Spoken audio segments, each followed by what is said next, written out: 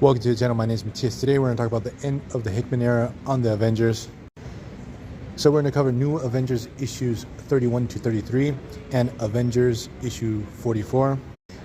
So with these issues we get all the big revelations about who's provoking the multiversal collapse. So in New Avengers issue 31 we had Doctor Strange, who was the head of the Black Priests. He had sort of gone to war against the Black Swans, who were working for this unknown entity called Rabum Al-Al. Now, during Hickman's run, the Black Swans were trying to stop the multiversal collapse. But the thing is that the way they did it was to prune different Earths from the multiverse in such a way that it would stop the cascading effect of the collapse itself, that some unknown entity was pushing for this multiversal collapse in the first place. So what had happened at the beginning of this run is that the Illuminati, who were the first ones to find out about this multiversal collapse, they tried to counter the actions of the Black Swans, but as time progressed they realized that they had to do the same thing to be able to save all of existence, or at least the 616 reality. So issue 31 actually picks up with Doctor Strange attacking the Black Swans headquarters, which is like this universal library in this pocket dimension outside of all of existence. And there he gets the big revelation that Rabum Al-Al is actually Doctor Doom. Now, while all this is going down, we have Thor, Hiperion, Nightmask, Starbrand, and all the Ex Nihil. They're trying to hunt down and find out who are the Ivory Kings. They seem to be the ones responsible for this multiversal collapse. Also, we find out that they were the ones holding the leashes to the cartographers. So I'm going to get a little ahead of myself here, but we discover that Molecule Man is like a universal constant across all of the multiverse. They're actually creations of the Ivory Kings that when they want to destroy a reality, Molecule Man is basically a universal bomb. But again, I'm getting ahead of myself. So we have Thor and company trying to find out who are the Ivory Kings. They're able to destroy the last of the cartographers and the Sidera Myris. And thanks to that, they're able to find the place of origin of the Ivory Kings.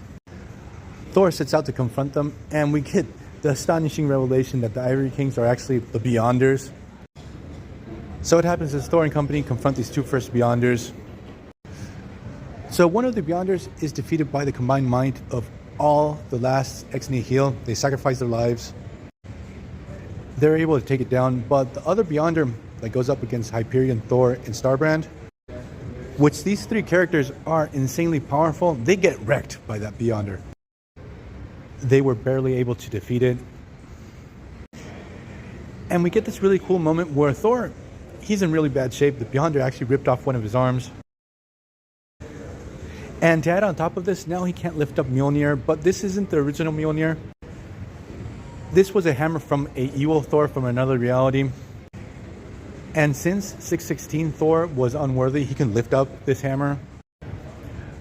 But now, since he's willing to sacrifice his life to save all of reality to fight against the Beyonders, he cannot lift up this particular Mjolnir. But he's not unarmed because he has that battle axe that he got from the Uncanny Avengers series.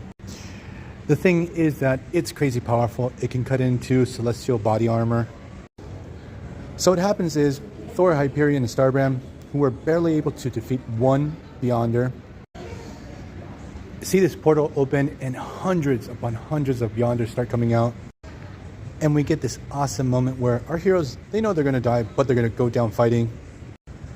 So the story goes back to Doctor Strange, Doom, and Molecule Man. And we find out how Doctor Doom actually became Rabum Al-Al in the first place. That he set out to kill as many Molecule Men across the cosmos as possible.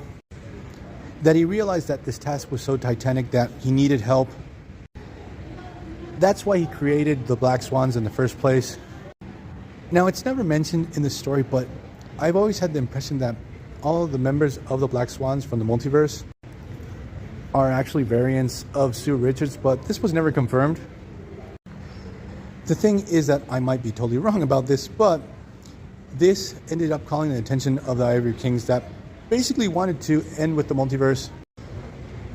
It seems that for the Beyonders, all of existence was just like this experiment that they were running. Now it seems that they have gotten bored with it and wanted to press the restart button. So since they don't have these universal bombs across the multiverse, that's why they started to implement the use of the Sideremaris and the Cartographers. So what happens is Doom and company take the battle now to the Ivory Kings. They're going to confront them. It seems that Thor, Hyperion, and Starbrand have already been killed. And later on we discover, because it's not established in this story, and Doom has a secret weapon to be used against the Ivory Kings. That we see he uses it in the story, but it's not explained what it is.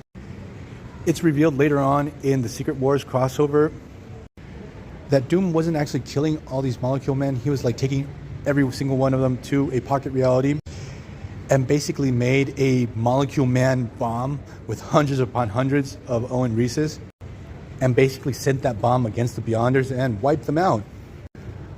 So then the story jumps to the Avengers on Earth. They're literally dealing with the last hours of all existence, that they're going to have to deal with the last incursion. And we get the big revelation that the other reality that's going to collide against the 616 universe is the Ultimate Universe, where we have the Maker working with Thanos on some insane plan to save their hides. So during this time, Tony Stark was a superior Iron Man, and he had done a lot of sketchy stuff, even though he was trying to save all of existence like everyone else.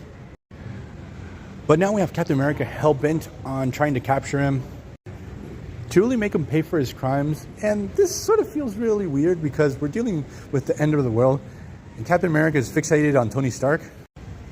But we do get a really epic final battle between both characters while we're dealing with the last incursion,